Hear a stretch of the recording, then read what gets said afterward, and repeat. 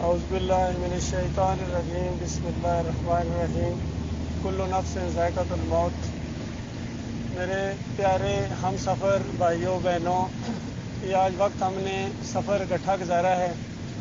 چند منٹوں کے بعد ہم جدا ہو جائیں گے، شاید زندگی میں ہم کبھی دوبارہ ایک دوسرے کو نہ دیکھ سکیں۔ جو بات میں جانتا ہوں چند منٹوں کے لیے آپ کی توجہ آپ کے ساتھ شیئر کرنا چاہتا ہوں۔ عقل مند انسان وہ ہے جو ہر معاملے میں کچھ نہ کچھ سبق ضرور لے۔ ابھی دیکھیے آپ نے سفر کیا ہے، تھوڑی دیر کے لیے اگر ہوا بند ہو جائے، اے سی بند ہو جائے، کیسی گھٹن محسوس ہوتی ہے، یا شیشہ کھولے اور باہر سے لو جب اندر آتی ہے وہ بھی برداشت نہیں ہوتی۔ کسی سے سبق لے لیں میرے بھائیوں۔ اگر اس گاڑی کے اندر یعنی گرمی بھی ہو اور ساتھ دھواں بھی آنا شروع ہو جائے، پھر آپ کی کیا حالت ہو جائے۔ مرنے کے بعد یاد رکھنا، دو ٹھکانے انسان کے حصے میں آنے والے ہیں، دونوں میں سے ایک میں لازمی جانا ہے۔ جس طرح دیکھیں دنیا میں اگر گرمی ہو، کسی آپ ایئر کنڈیشن گاڑی میں چلے جائیں یا کسی بینک میں چلے جائیں، فوراً ٹھنڈک سی محسوس ہوتی ہے، کتنا دل خوش ہو جاتا ہے۔ اسی طرح ایئر کنڈیشن سے اگر باہر گرمی میں ایک دم نکلنا پڑ جائے، پیاس لگ جائے، دل پریشان ہو جاتا ہے۔ اس دنیا سے جب اس دنیا میں قدم رکھیں گے تو یا تو ہمیشہ کی بادشاہی آپ کو ملے گی، بہت بڑی بادشاہی، یقین کیجئے آج بڑے بڑے بادشاہوں نے اس کا تصور نہیں کیا ہوگا، اور ایسا سکون آئے گا کہ جس کا انسان تصور بھی نہیں کر سکتا ہے۔ یا دوسری طرف وہ جہنم کی آگ ہے، ایسا خوفناک عذاب ہے کہ جو آج دنیا میں بڑی سے بڑی جیل میں اس کا تصور نہیں کیا جا سکتا۔ یہ ہونے والا ہے، یہ ہم چاہیں یا نہ ہوئیں، اس نے ہونا ہی ہونا ہے۔ 5 منٹوں کے اندر میرے بھائیوں میں آپ کو صرف اتنی توجہ چاہتا ہوں، بات کو غور سے سنیں، کوئی آپ سے لینا دینا نہیں۔ ابھی آپ اگر چاہیں تو اس جہنم کی آگ سے بچ سکتے ہیں، اور اگر پہلے سے آپ کا ذہن وہی ہے، ایمان عقیدہ وہی ہے، الحمدللہ کہیں، اور اگر تھوڑی بہت کمی کوتاہی ہے اس کو دور کر لیں۔ اتنی سادہ سی بات ہے، کوئی اس میں لمبی چوڑی بات نہیں ہے۔ اللہ تعالیٰ نے صرف ایک مطالبہ آپ سے کیا ہے کہ دیکھنا میرے ساتھ شرک نہ کرے، اور کچھ بھی نہیں مانگا اس نے، یقین کیجیے۔ وہ جو ہماری زبان کے میرے کھاؤ اور میرے گن گاؤ، بس اتنی بات اس نے مانگی ہے۔ سب کچھ اللہ کا ہے، یہ زمین اللہ کی ہے، آپ کو اللہ نے پیدا کیا ہے۔ جو کچھ صبح سے ناشتے سے لے کر رات تک، اور پھر سونے پھر صبح اٹھنے، ساری نعمتیں اللہ کی ہیں۔ یہ جو سانس چل رہی ہے اسی کی نعمت سے، اسی کی رحمت ہے، اسی کی برکت۔ جب وہ حکم دے گا رگیں چپ ہو جائیں گی، اور پھر اس کے بعد دوبارہ کبھی اس دنیا میں واپس نہیں آؤ گے۔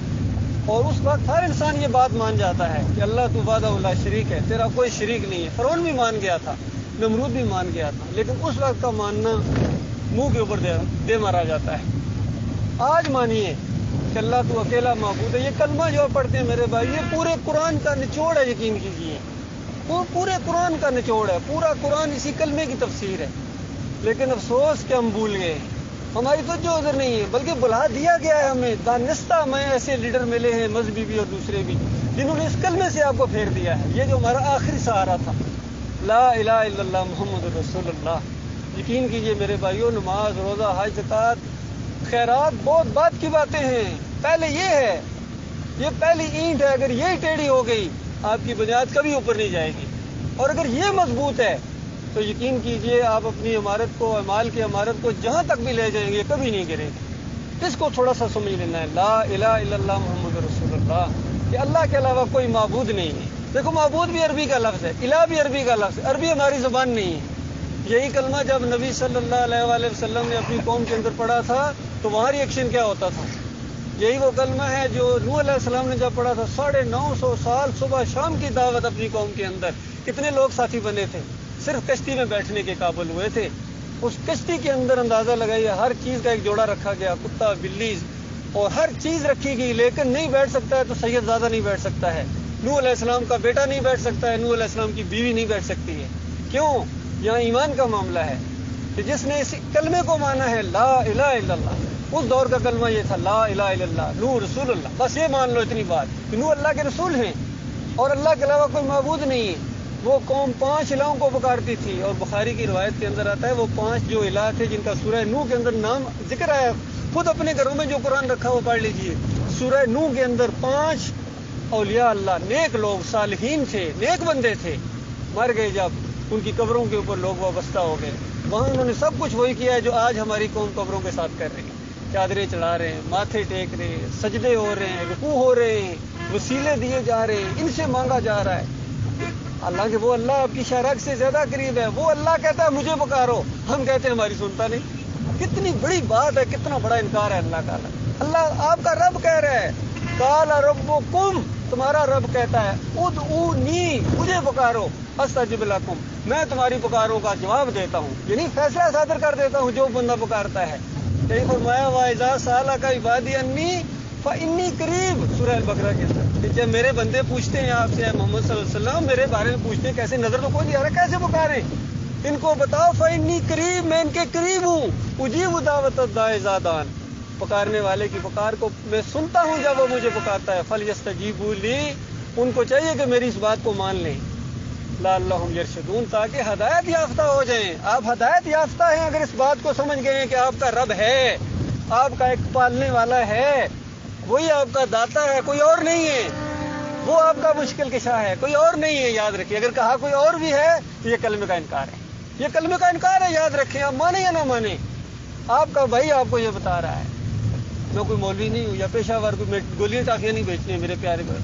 मेरा दिल कुड़ता है आज उम्मत मुसलमान, क्या पूरी इंसानियत के साथ जो कुछ हो रहा है, ये अल्लाह के साथ बगावत की वजह से है।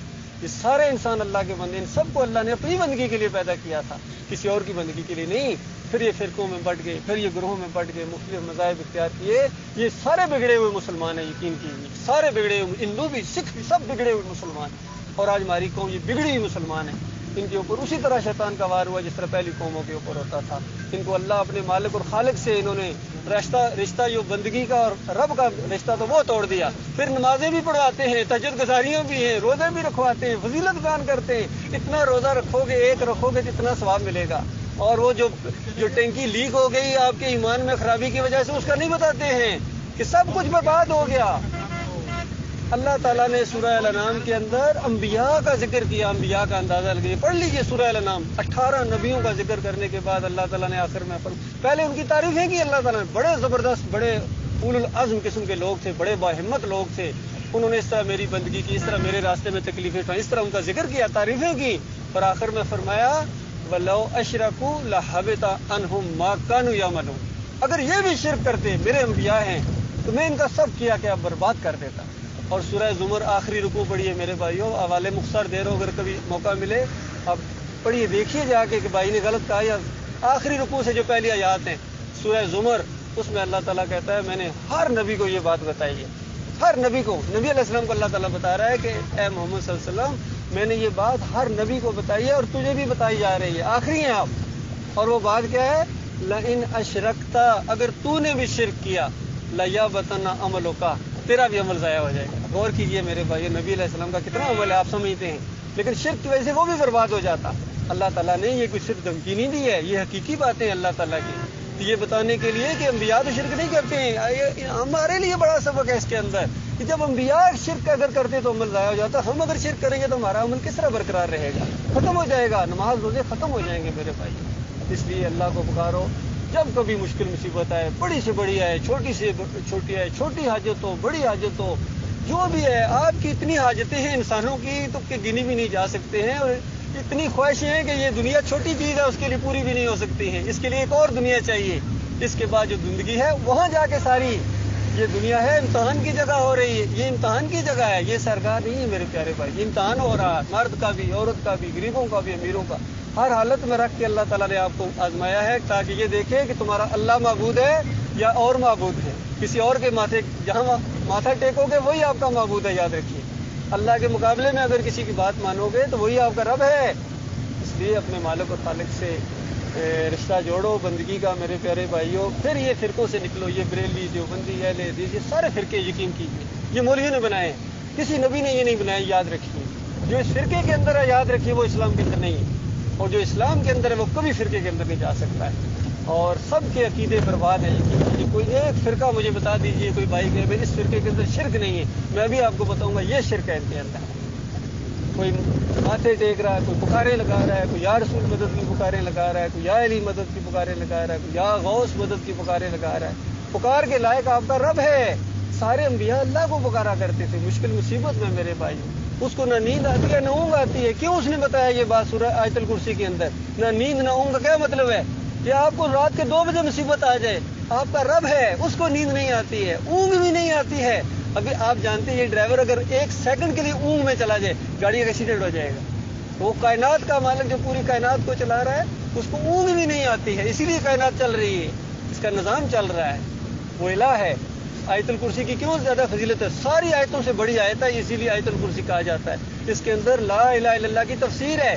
اللہ لا الہ الا هو الحی القیوم لا تاخذہ سنۃ ولا نوم لہ ما فی السماوات و ما فی الارض. اس انداز سے بیان ہوئی ہے کہ اللہ کے علاوہ کوئی الہ نہیں ہے. وہ اللہ الہ ہے، نہ نیند نہ اونگ نہ تھکن، اور ہر چیز اس کی مٹھی کے اندر ہے. کون ہے؟ ذرا چیلنج والے انداز میں بتایا گیا کون ہے جو کوئی سفارش کرے گا اس کی اجازت کے بغیر. ذرا نام تو لو اس کا، جس کو اللہ اجازت دے گا اور جس کے لیے اجازت دے گا. جس کو بخشنا چاہے گا یقین کیجیے اس کے لیے کہا جائے گا اس کے لیے سفارش کرو، اور جس کو بخشنا نہیں چاہے گا سوال نہیں پیدا ہوتا کوئی اس کے لیے زبان کھول سکے. اور شرک کی بخشش نہیں ہے. اللہ تعالیٰ نے فرمایا ان اللہ لا یغفر ان یشرک بہ، اللہ کے شرک کی معافی نہیں ہے میرے پیارے بھائیوں. ویغفر ما دون ذلک لمن یشاء، فرمایا اس کے علاوہ کی بات ہو رہی ہے، شرک کے علاوہ کی بات ہو رہی ہے. جس کے لیے چاہے گا معاف کر دے گا. چور، قاتل، بدکار، ڈاکو سب یقین کیجیے اپنی اپنی سزائیں کاٹ کے ایک دن جنت میں ضرور جائیں گے اگر ان کا ایمان ٹھیک ہے. لیکن یہ تہجد گزار، یہ روزے دار، یہ بوریوں کے منہ کھول دینے والا خدمت خلق کے لیے، لیکن اگر اس کے عقیدے کے اندر بال کے کونے کے برابر بھی شرک رہ گیا یہ ہمیشہ ہمیشہ کی آگ سے کبھی نہیں نکل سکے گا. یہ اللہ کی کتاب کا آخری فیصلہ ہے. آپ نے بات کو غور سے سنا ہے، میں شکر گزار ہوں، میں دعا گو بھی ہوں. اور یہ مزید رہنمائی کے لیے اگر کوئی بھائی چاہتا ہے میرے پاس کوئی کتابیں میں دے رہا ہوں، کوئی قیمت نہیں ہے. پڑھیے، آپ کو اپنے ایمان عقیدے کو درست کیجیے، اپنے بیوی بچوں کو بھی ایمان عقیدہ ان کا بنائیے، اور اللہ کے بھروسے کے اوپر اس راستے میں آگے چلیں. جہاں جہاں تک یہ آواز پہنچے گی آپ کو اس کا اجر ملتا چلا جائے. اللہ تعالیٰ ہم سب کو ایمان خالص کرے.